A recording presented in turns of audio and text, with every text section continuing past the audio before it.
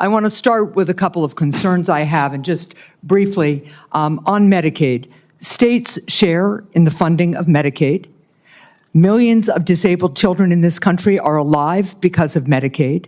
Millions of people with addiction in this country are in recovery because of the services provided to them by Medicaid. And millions of chronically ill people who, until Medicaid expansion was enacted, who couldn't get health care and therefore couldn't work because they were too sick, got health care through Medicaid expansion, then went back to work, and now they're on private insurance. So those are some facts about Medicaid that you might want to brush up on. Now, I'm also extremely concerned about your endorsement of radical fringe conspiracies that, if implemented at HHS, would put American families' lives at risk. Vaccines are one of our greatest public health triumphs. And you don't need, I'm not talking about abstract medical science. One of the people who helped raise me was my grandfather, who was a pediatrician. He practiced medicine in this country from 1921 until the mid-1980s.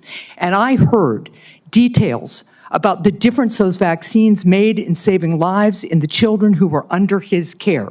Vaccination has helped to eradicate many deadly diseases in the United States, including polio and smallpox, something we should be proud of as Americans. I am extremely concerned that as Secretary, you would be able to halt critical vaccine research and to exploit parents' natural worries by advising them not to vaccinate their children.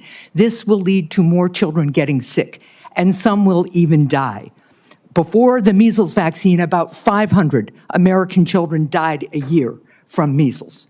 This is too much of a risk for our country, and there is no reason that any of us should believe that you have reversed the anti-vaccine views that you have promoted for 25 years. For example, you have previously falsely suggested that the polio vaccine killed many, many, many, many more people than polio ever did by causing fatal cancers, while rigorous safety studies show that to be completely false. Now, let's go to something we agree upon. I am really heartened to see that one area where we agree on is on women's reproductive freedom. In your own words, it's not the government's place to tell people what to do with their bodies. You said that, correct? Yep. Mr. Kennedy, in 2023, you came to New Hampshire and said, quote, "I'm pro-choice. I don't think the government has any business telling people what they can or cannot do with their body." So you said that, right? Yes. Yep. But you also said we need to trust the women to make that choice because I don't trust government to make any choices. You said that too, right? Yes. It is remarkable that you have such a long record of fighting for women's reproductive freedom, and really great that my Republican colleagues are so open to voting for a pro-choice HHS secretary.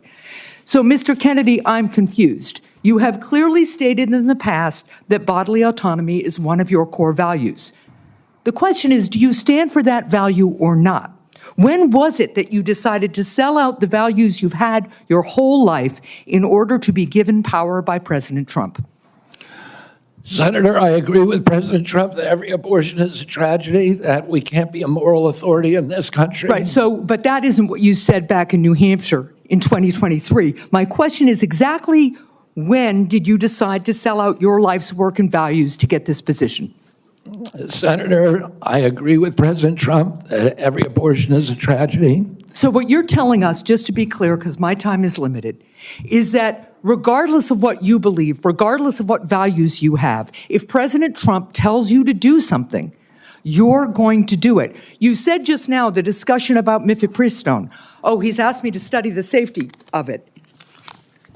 Here are the safety studies that tell us mifepristone is safe and effective. And I asked Mr. Chair that these about 40 studies be admitted to the record by unanimous consent. Without objection. So the studies are there. The safety is proved. The science is there. But what you're telling us is if President Trump orders you to take action to make it harder for women to get direly needed health care, you'll follow his order. If Mr. Trump, as he did yesterday, orders a halt on Medicaid payments that are essential for taking care of people with disabilities all around this country, you're going to follow that order because you are willing to sacrifice your values, your knowledge, if President Trump tells you to do that. That, to me, is unacceptable in a Secretary of Health and Human Services.